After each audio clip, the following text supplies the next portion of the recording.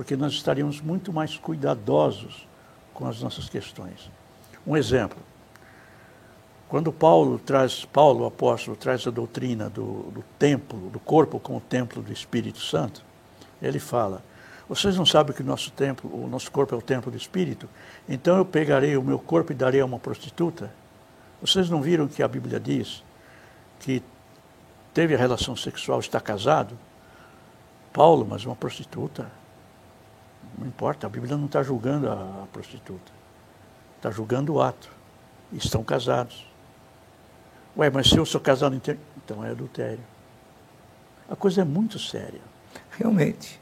Até se a gente deixar um pouco de lado a questão da convicção religiosa, se a gente deixar de lado um pouco isso, não muda o fato de ser um princípio humano a questão da relação sexual. Tanto isso é verdade que, independente da fé da pessoa, da convicção denominacional dela, se ela está casada e acontece um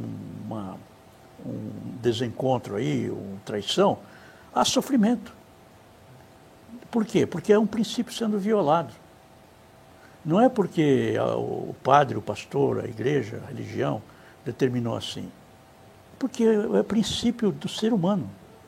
E quando a gente olha todas as culturas, nós vemos que, de alguma forma, todas as culturas têm limitações quanto a isso. Se nós vamos aqui na aldeia, aqui perto da gente, né, uma aldeia, nós vamos encontrar critérios dentro do próprio indígena, critérios que cuidam dessas coisas.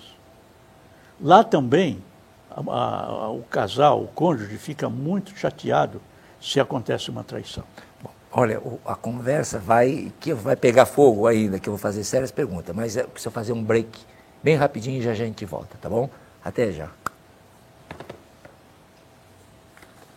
Passa rápido o nosso momento, viu, aqui.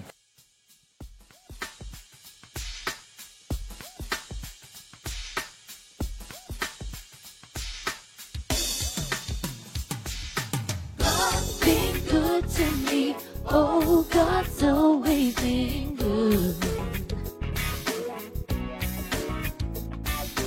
God's been good to me, oh, God's always been good. Nem sempre faço as coisas certas, gente, eu tento. Nem sempre vivo minha vida do jeito ideal. Deus é fiel para me perdoar. Quando eu falhar, eu não sou digna de tudo isso, mas Ele me abençoa. God's been good to me, oh, God's always been good. God's been good to me, oh, God's always been good. Meu Deus tem dado tanto a mim, uma família pra sorrir e muitos amigos. Eu não sei por que me ama tanto assim, eu nunca saberei. Eu não sou digna de tudo isso, mas Ele me abençoa. God's been good to me, oh, God's always been good. Been good. God's been good to me, oh, God's always been good. Deus é bom pra mim, oh, Deus sempre é bom. Tão bom, tão bom. Deus é bom pra mim, oh, Deus sempre é bom. Ah, eu sou tão feliz. Ele me deu saúde, me deu uma família e amigos pra sorrir. Yeah.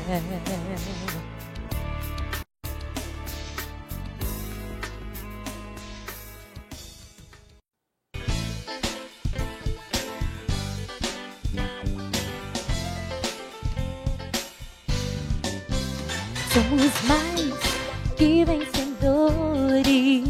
somos mais que separando.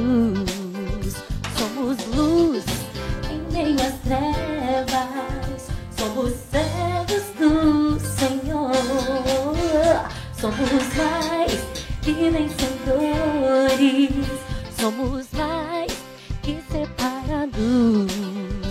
Somos luz em meio às trevas. Somos servos do Senhor.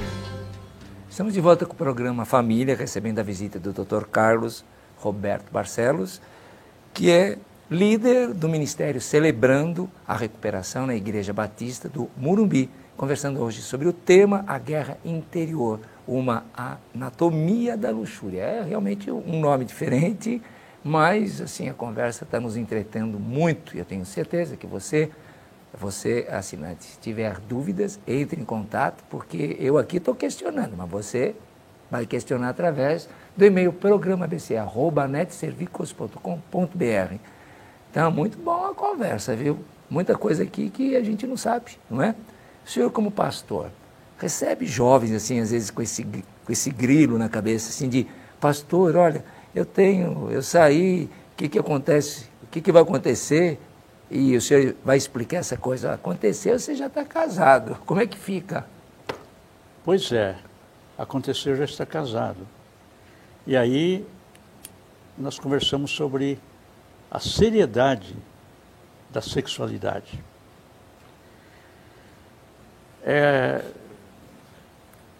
O assunto é extenso e poderíamos explorar muito mais essa questão da seriedade de uma sexualidade.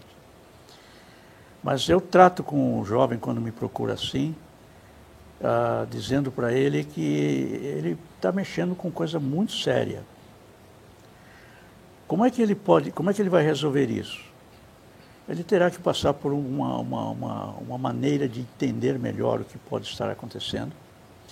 E ele saber o seguinte, que a graça de Deus é extraordinária. E se nós conseguirmos chegar a um momento em que se percebe que ali houve um erro, para este erro tem perdão. E agora, o que vamos fazer? Trabalhar numa abstinência. Santificar o desejo sexual. Tratá-lo como alguma coisa sagrada. Porque quando nós erramos, muitas vezes é porque nós acreditamos que nós não somos amados. Então eu tenho que dar um jeito na minha carência afetiva, de alguma forma. É isso que eu chamo de resposta deslocada. Em vez de dar uma resposta efetiva para um problema, né, por alguma razão eu não consigo atender esse problema de uma forma direta, eu desloco. Independência química, isso é fácil de ver. Não é?